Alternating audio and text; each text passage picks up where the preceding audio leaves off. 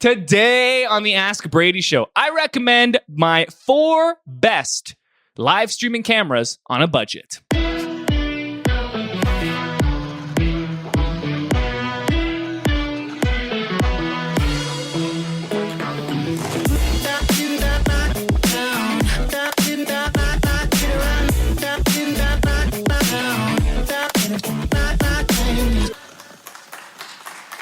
Well, hey there, and welcome to the Ask Brady Show. Great to have you back with us as we're going to take 4 questions submitted by you, Pro Church Nation, and answer them. And we're here to help answer your questions, whatever they may be. Roxanne, to my left, your right. I'm Brady. And the biggest news that we have to share with you before we dive into the actual questions and our little pre-banter here is that Roxanne has new frames. I do. What is it called? What is that? It's like the wood. What's the word? It starts with a C. Tortoiseshell? All right then. Does not start with a C. Does it ever get called tort? Does it get short form to tort? Tortoiseshell is the pattern. I have glasses like that, and I feel like there's a different name for them. I guess it's possible. Okay. Well, anything you want to say about your new glasses? I know all of Pro Church Nation, especially those that are watching, those that are listening are less intrigued, but those watching are just their minds are blown. Interested. I really like them, and if you notice, they have like this blue reflection on them, and it's because I got the special computer coating that reflects the blue light, so I don't get headaches. Yep. The world of glasses is a fascinating one. It's funny because I just watched the Seinfeld episode last night where George Costanza, he thinks that his glasses are stolen at the gym. Okay. You learn at the end of the episode that he's an idiot and just put them on the top of his locker and forgot them. But he loses them, and he's hunting down who stole his glasses, and then he finds a blind man. And he's because what happens was he realizes he can't find his glasses, and he has to buy new ones. Yeah. But he's so blind when he buys them that the man who sells them to him actually sells him ladies' frames. So then what happens is he realizes he has ladies' frames when all of his friends say, hey, you're wearing ladies' frames. Then he finds a blind man at the gym who is unhappy with his glasses because they pinch his nose, and then convinces the blind man to switch prescriptions with him. And now that I say this plot out loud, it sounds even more ridiculous than I ever could have thought. Seems legit. But the line is, you gave me ladies' frames. And so that's all I can think of. That is an actual problem. When I go glasses shopping, I have to go once, take photos of myself wearing all the glasses, then go a second time and bring somebody else with me so that they can look at the glasses because I can't see them. Don't they have new software now, new tech, though, that will show you what your glasses will look like on you? I think some of the online shops do, but I bought these at a What's that online shop that you were mentioning that totally changed the game? Warby Parker. Warby Parker. Yes. What have they done? They've brought high-end glasses. I was going to say glassware, but that's different. High-end frames to the more consumer level market, or they're kind of if you shop Clearly Contacts or whatever that place is. Sure. Anyways, that place was one of the first shop online for your glasses place. Warby Parker is the cool shop online for your glasses place. And they started a try-on program, which as far as I know, none of the other try-on program. I love try-on. So do I. Oh, it's amazing. Okay, enough about your glasses, Roxanne. Goodness. Nobody cares, let's be honest. Let's dive into the first question. So the first question comes from Owen, and he sent in a video. Hey, Brady. First of all, just so you know, the Phoenix Coyotes are actually the Arizona Coyotes now, so it's not just Minnesota that does it. Arizona names all their teams by the state, too. My actual question, a couple years ago, you interviewed Brad Zimmerman, and you guys talked about live streaming and stuff like that, and he gave a recommendation for a camera that's pretty entry-level and good for utilizing for live stream. I was just wondering if you had an update on that. We're looking at budgeting and stuff like that. In around the $1,000 mark, what camera would you recommend for live streaming? Thanks, Brady.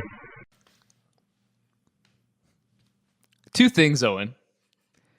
No, 3 things, Owen. Number 1, are you underwater? Where are you recording this video? Because it's inaudible.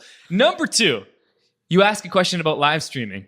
And of course, we have to prioritize you. We have to put you to the front because you sent in a video question. So I'm going to answer this, Owen, but make sure know this. This is a resentful response. Third, and most importantly, the Arizona Coyotes, really? Sure, I didn't know that. But you're forgetting one very important thing, Owen. What's the basketball team from the city of Phoenix in the state of Arizona, Roxanne? The Phoenix Suns. Oh, and do you think that it didn't cross my mind to check in with the teams in Arizona? How dare you, Owen? The thought that you could just, the way he started his answer.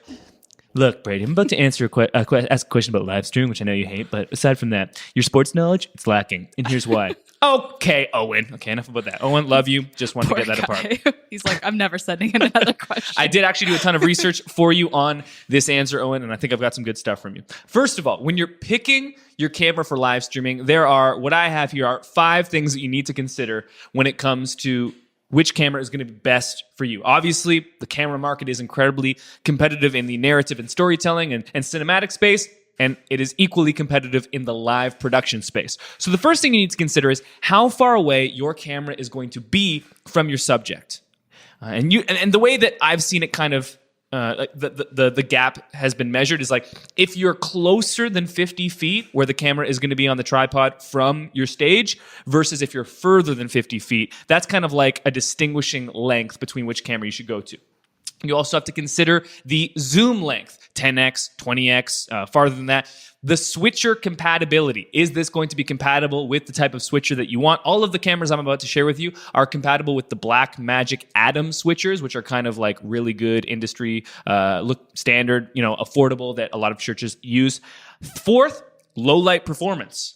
The image quality that the camera is actually going to be able to render. How dark is your auditorium? How dark is the stage? And how much low light performance are you going to need to be able to produce a good quality image? And then finally, Lanc control, which has to do with the ability to zoom and focus wirelessly, not actually manually. You don't want to do that. You want to be able to do that with like the touch of a button. Lanc control. So first of all, I've got 4 cameras for you here. The 4 that I'm about to mention all have Lanc control and switcher compatibility with the Blackmagic Atom switchers. And for further research, these recommendations come straight from Joel W. Smith's site. We've got the links in the show notes on YouTube to both of the blog post articles that I've taken this from. And you should also know Joel's a buddy of mine. He's traveling right now, but I'm going to get him back on the Pro Church podcast later this summer, and we're going to do an updated 2017 best live streaming gear for churches later. So this is just cameras. We're going to do a full best gear for live streaming later. But here are the 4 cameras I've got for you. They're all Canon cameras. And there's basically 2 series of Canon cameras here. We've got the Canon Vixia series and the Canon XA series. And I'm going to go in order, okay? The first one is the Canon Vixia G20. It's going to cost about $800. It needs to be within 50 feet from your actual pastor or presenter on stage. So you got to be closer than 50 feet. It's got a 10x zoom. The video quality is not going to be as great as the cameras later, but it's also the cheapest camera on the list, only $800. If you need to be further than 50 feet from the stage, so if your auditorium is a little bit bigger, or if you've got your sticks and the camera way in the back of the auditorium, further than 50 feet, you're going to need to jump up. Same Vixia series of Canon cameras, but from the G20 to the G40. Cost for this is going to be $1,100. It's going to have a 20x zoom, though, not a 10x, and you'll be able to be farther from the stage. If you want better image quality, better low light performance, a better processor, better actual, sensor within the camera, you can bump up to the Canon XA series. And this series of cameras is one that I've been recommending for years. They're still very good. They're kind of like the entry level of prosumer, the mix, the hybrid between what's professional and what's consumer. It's affordable, but it's still high quality. So the Canon XA10, again, if you can be within 50 feet of the actual stage, and if you can work with a 10x zoom, the Canon XA10 runs $1,300. If you need, again, to be beyond that 50 feet, you want to bump up to the Canon XA30, which is $1,800, but you're going to get a better image quality. And again, if you want to be farther away from the stage, you're going to have to pay more with that 20x zoom. So those are the 4 cameras that I would recommend. Of course, these change. I think Joel's recommendations were updated as of late 2016. Obviously, we are mid-2017 at this point, which is why I'm going to bring Joel back on the actual podcast. He's pretty good at updating his recommendations. So if they did need to be updated, I think he probably would have done it. But definitely check out his site. He's a great resource for that. Again, those will be linked in the show notes on YouTube. JoelWSmith.com is his website. Just to recap, Canon Vixia series G20, G40, and the Canon XA series XA10, XA30. The 5 things you need to consider: distance from the stage, low light compatibility, low light performance switcher compatibility, lamp control, and the zoom that you will need, which kind of corresponds with the actual distance. But there you go. Live streaming from Brady. Who would have ever thought it would have happened? It's true. Props to you, Owen. All right. The next question comes from John, and he also sent in a video. Hey, Brady. John Slater here. Thanks for having me on the show. I'm the worship and creative arts pastor at Aurora Cornerstone Church in Aurora, Ontario, just north of Toronto. And we've been recently having a bit of a debate on the number of lyrics on our slides for Sunday morning services. Originally, we were anywhere from 4 to 6 to 8 lines, classic kind of traditional, just throw it into easy worship and laugh. And over the last year or so, we've transitioned into using better software and all that kind of jazz, and gone down to about 2 lines of text per slide during songs. Wondering if there's any specific reasoning you can give me why that seems to work better, or why churches like Bethel, Hillsong, Elevation use that method, or if there's any credence to 4 to 6 lines. Anyways, any thoughts are great thoughts. Thanks so much for what you guys do. Hope to hear from you soon. Bye. I'm in a great mood to answer this question because not only was John's audio pristine, but he was wearing a Blue Jays hat. And I love you, John. In fact, I played basketball growing up for the Newmarket rep basketball team, the York Avengers, which included both Newmarket and Aurora. And a lot of the basketball practices that I had growing up were in the Aurora High School gymnasium. So the Aurora connection. Also, Jonas, who's behind the camera right now, his father is the lead pastor, newly appointed lead pastor of one of the churches in Aurora as well. So the Aurora connection. It's John's church. Does he know that? Oh, John knows. Oh, so it's kind of like a little bit of like, there's a real connection here. Interesting. Okay, well, there you go. There we go. Apparently there's only one church in Aurora. Okay, so this comes down to the basics of, visual design and typography. When I was first beginning to write for Pro Church Tools, one of the things that I did was I went through kind of like this blogging course. And in it, I was taught that when you're blogging, when you're writing articles that are going to be delivered online and really in print as well, what you want to do is you want to keep your paragraphs super short. Because we all know that if you've ever landed on a page on a website where you've seen these giant paragraphs where there's like 16, 20, 24 lines with no line breaks, with no paragraph breaks, it seems intimidating to read that. Mm-hmm. And it's not visually appealing or easy because it's super scrunched together and it just doesn't kind of make it appealing.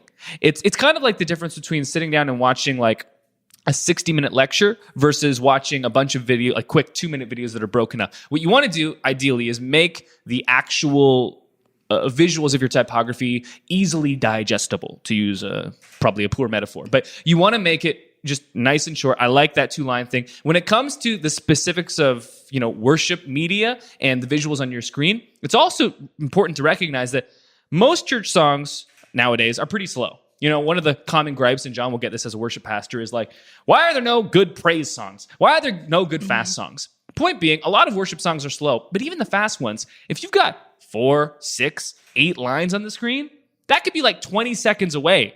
Like you might not be getting to that part of the song for another 30 seconds. That's the end of the verse. That's a long ways away. And so keeping just 2 lines on the screen allows you to really focus on the words that are being sung right here and now. And when you're worshiping, it's a lot nicer to just be able to sit back and look at like 1 or 2 lines at a time.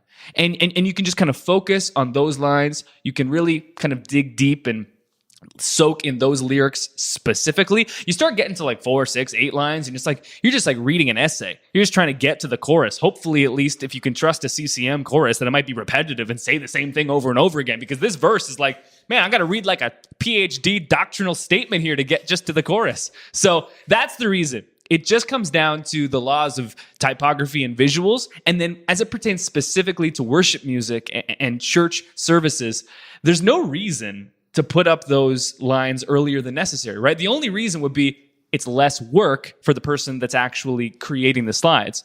If you put an entire worship song on 1 slide, maybe you need 30 slides. Or if it's on 2 lines per slide, maybe you need 15. And if you're on, hey, if I put 8 lines on a slide, I only have to create like 4 slides, which is, I guess saves you some time, but it's more difficult for the congregation to engage with because they're trying to, have you ever been singing a song, Roxanne, and you lose your place?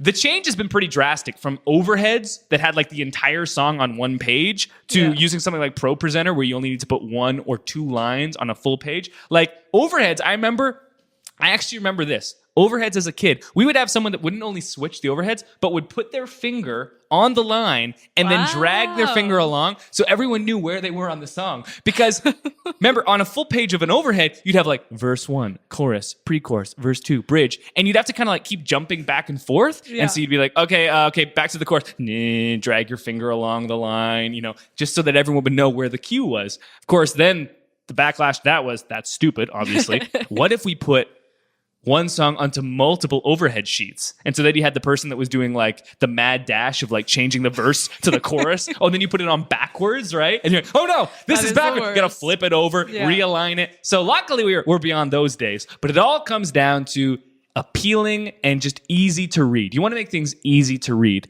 And the more lines that you put together, the more lines that you squish together into a single space.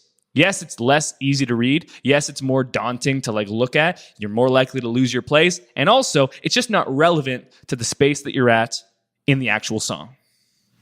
That makes sense. My church, we used paper on those overheads to like mark the place. So we'd like block off like part of it with a paper. Paper. I remember that one too. It was a phase. Yeah, the paper.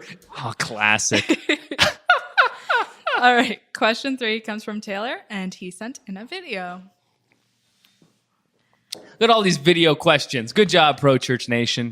If you want your video or your question prioritized, send in a video question, and you'll be put to the top of the queue, even if you insult my sports knowledge and ask questions about live streaming. Hey, Brady, I've got a 2-part question. One is, how do you manage volunteers without micromanaging? And also, how do you get them excited about what they are doing? Thanks. Okay, so to provide a little bit of context to Taylor's question, he actually sent in a second kind of like video breakdown. It was 3 minutes that we didn't care to like show that the entire thing on the actual show, and he was gracious enough to send in a separate one to provide context. So the questions being, how do you manage volunteers without micromanaging? And then also, how do you get people passionate about the job? The thing that you didn't hear is that all of the volunteers and people he's trying to get excited are his grandparents, his parents, his aunts, his uncles, his brothers, his sisters, his godparents, his goddaughter, his godson. Like, okay, a little bit over the top. But basically, this church is very much a family-run church. And in all seriousness, there's a reason why in organizational structures, nepotism is frowned upon, because it brings into play all of these difficult situations. With that being said, I have only hired family or friends at Pro Church Tools. So I'm not one to say that you should avoid nepotism, and obviously you can't in this situation, but there's a reason why there is a stigma that surrounds it, especially when you bring in multiple family members. There's that relationship that's already pre-existing, and the family dynamics that have been put in place through just generational like facts or through the culture of the family. Mm-hmm. Not only do you have someone who's a parent or grandparent over you, and the institutions of family that we have in North America already pre-exist there, but then you have your own unique family culture. So there's so many things that are difficult to navigate. So we can't separate the fact that Taylor is dealing with that along with the fact of, how do I manage and how do I get people excited about their jobs? The first thing that I would say that you need to do is, when you're leading from a position of being so much younger than everyone else, is that you need to, more than anything, lead by example.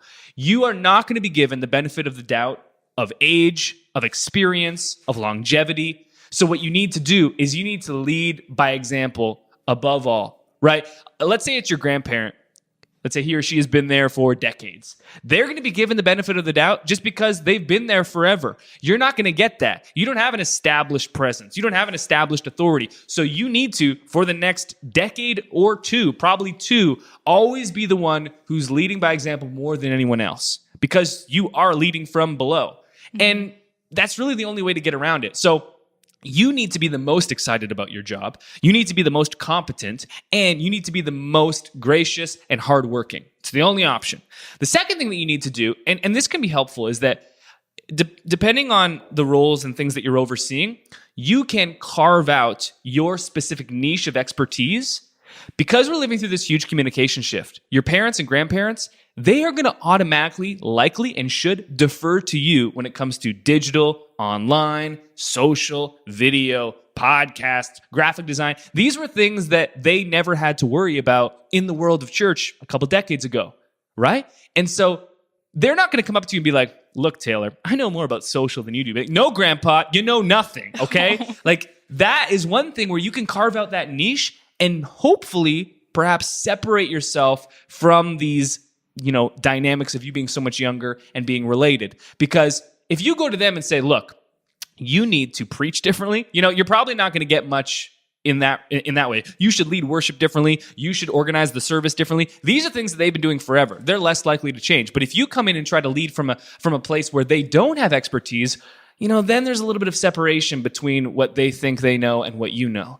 The third thing that I would recommend to do is when it comes to inspiring volunteers, the best thing that I've always tried to do is tie autonomy and responsibility. Okay? And what I mean by that is when you're working with a volunteer, you don't have the leverage of paying them to kind of hold over them. So for instance, if Alex, if Jonas, if Roxanne, the three people in this room, two behind the camera, one sitting next to me, if they don't fulfill the responsibilities that I've given them, there's a sense of like, oh, I'm being paid for this. I obviously need to do this. If you're a volunteer, it's so easy for you to be like, planning center, decline. Planning center, decline. All right, I was supposed to bring a little bit of like, there's no kind of expectation to go above and beyond because you're a volunteer. Now, you can have a certain culture that will work against that and fight against that. But if you don't, you also have to recognize that that is another thing that you have to kind of compensate for. So the best way to do that I've found is to not just give them a task, not just say, you are in charge of greeting, but to create some type of role where they are the owner of it. Right? That's the autonomy side. If you want them to be responsible, you need to give them a certain amount of ownership and autonomy. This is especially true with millennials, but it's true for everyone.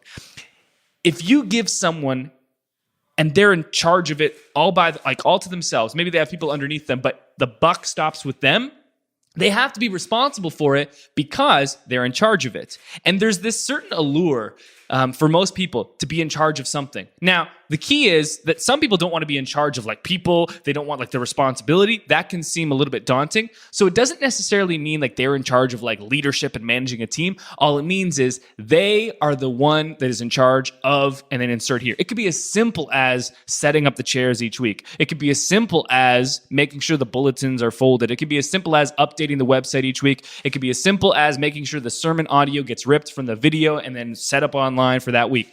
But something that they are 100% control of, so that if they don't do it, it doesn't get done.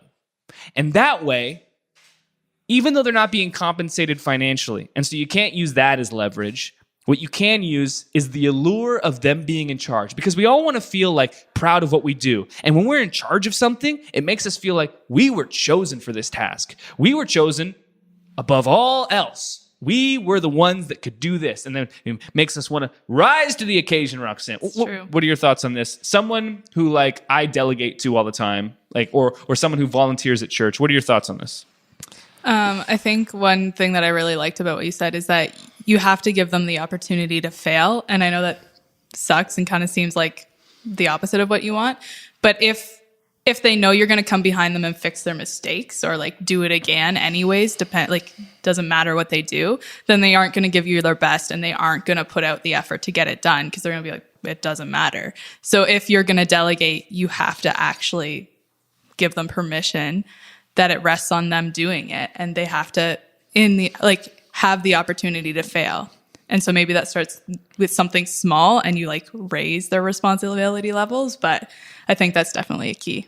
To summarize, Taylor, three things. Firstly, you got to recognize that you're fighting against nepotism and the fact that you are younger and the institutional structures of, those that are older than us and, elders go first and all that. So you've got to lead by example above and beyond everyone else. You've got to have more passion than the person next to you, more expertise, more hard work. Secondly, try to carve out a niche that others don't already have experience or expertise in. And then they'll have to defer to your authority and your knowledge because they don't have it. Third, tie responsibility with autonomy.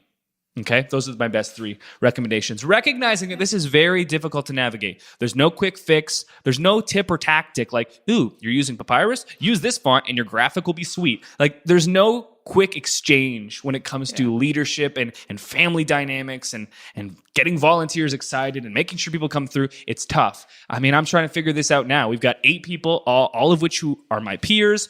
We have friendships that were pre-existing before hiring. How do I get people? I look over and someone's on YouTube and I'm like, maybe it's their lunch, or maybe they're just a jerk, or maybe it's okay, or maybe this is the culture I've created. I mean, the buck stops with me. So if I've empowered them to not work hard, that's my fault, right? And so I'm dealing with this as well, Taylor. As a young leader, it's not easy, but it can be done. And hopefully those recommendations are helpful in some way. Mm-hmm. All right. Last question comes from Hunter. And he says, my church asks for members to check in when they arrive or when they watch online. The objective here is to check on people who haven't been coming in a while and make sure they're okay. Would you recommend a certain way of keeping track of who shows up, or just count how many people attend each service? I'm so glad that Hunter sent in this question, because I had a lot of fun doing some research on this and figuring out, how do churches track attendance? What is the norm? I know how the churches that I've attended have done it, but how do other churches do it? And how does that work? And so here, let's start with a little bit of history of how attendance used to be tracked. The way that we track attendance now is we will give our churches numbers based on weekly service attendance. But the way that it used to be done is through membership. We never used to have the problem of knowing how to track attendance, because tracking membership was super easy. You'd have membership confirmation, application, you'd know exactly how many people were quote unquote members of your church, because it was actually in writing and done through an application confirmation process. But the way that culture has shifted over the last couple of decades, we attend church so much more infrequently now, which is, I should say, we attend it much more infrequently. It's infrequent. It is go more less. We go. No one goes to church. It happens about, on average, for most churches, every other week, right? And so tracking attendance is very difficult. And I have literally, as a 26-year-old, never been an official member of a church. Have you? I had to volunteer. So at my last church, I was. At your last church? Yeah. And what type of church was that? Pentecostal. Oh, it was Pentecostal? For Yeah. some reason, I thought it was like more mainline or something a little bit different. I meant when I was in Alliston. Oh, okay, cool. So Yeah. I've never been, Jonas, have you ever been a member of a church? No, Alex? And Alex is a pastor's kid and is on staff at a church. So the fact that he's not a member shows you that membership is meaningless nowadays. Not entirely. That's a bit sensational to say that. But membership is not a good way to track attendance anymore, obviously. So I've got 5 different ways to capture attendance for your church. Obviously, the one that Hunter mentioned, he said that in his question, so we'll just move on from that. Option number 1 that I have, this is the way that my church plants that I've worked at have done. I'm no longer at a church plant. The last 2 churches I served at in college when I was living in a different part of the country were both startup churches, less than 100 or 200. And so we had ushers or greeters actually do head counts. And of course, there are debates on, should you count kids? Should you count volunteers and all that? However you want to do the count is up to you. But that's like the most basic method, right? You look in service, you count. Simple. Option number 2.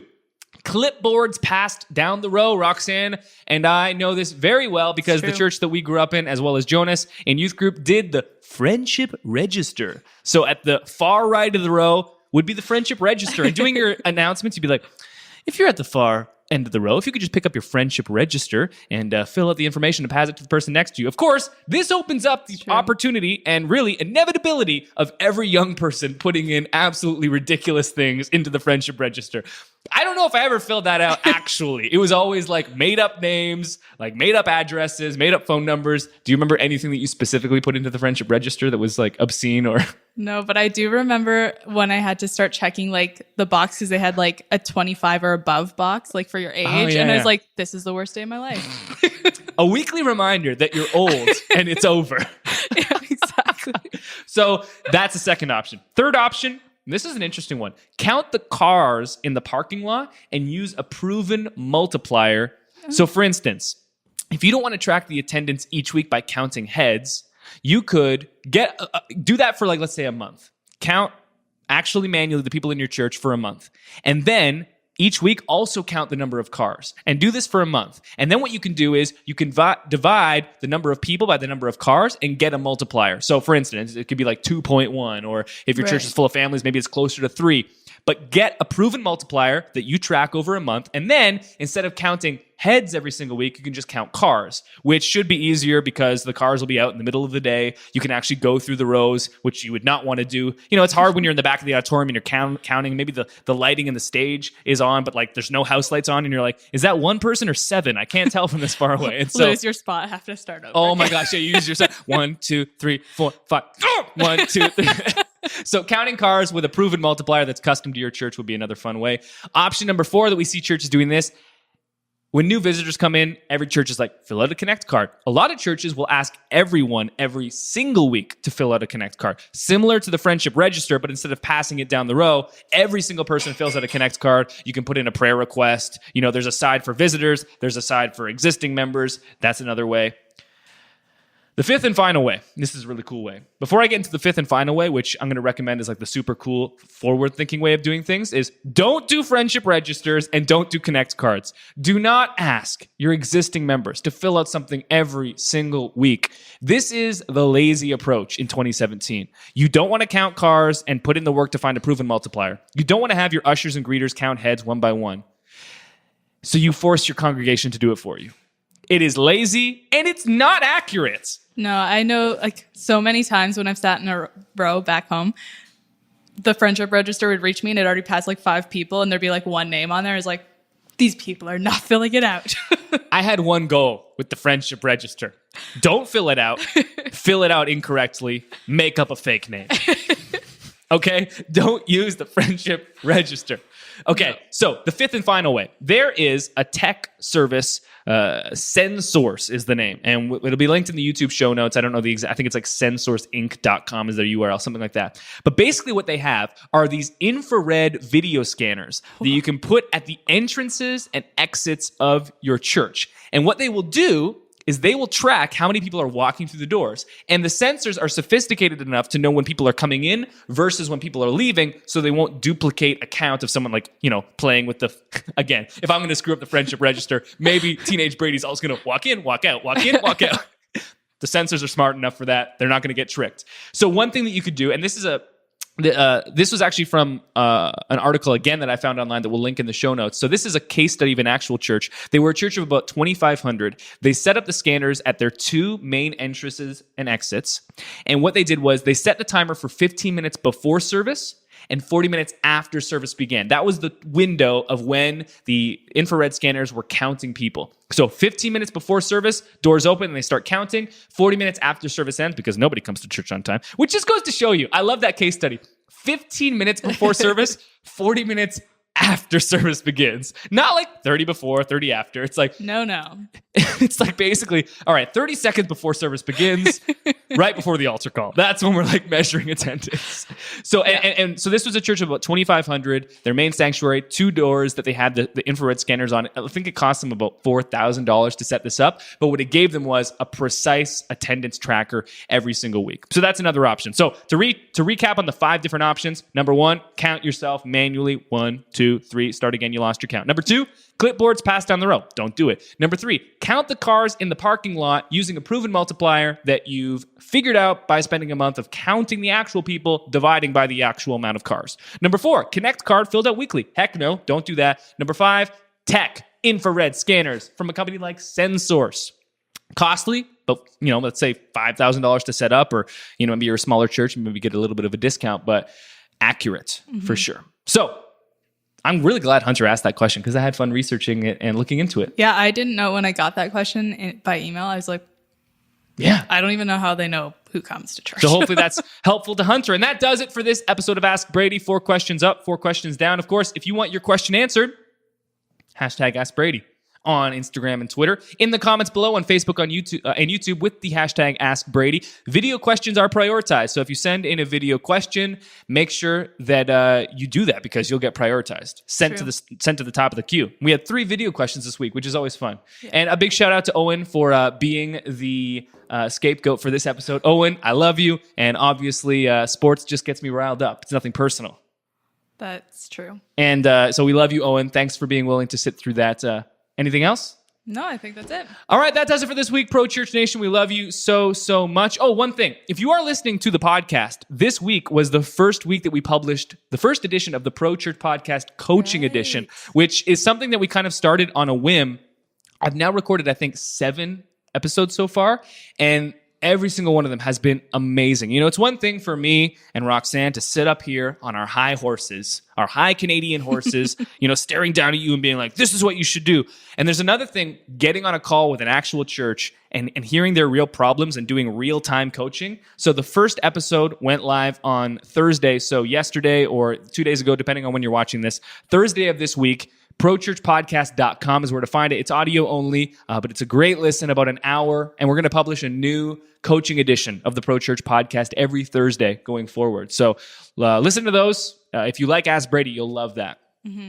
Awesome. Thanks for watching. We'll see you next time.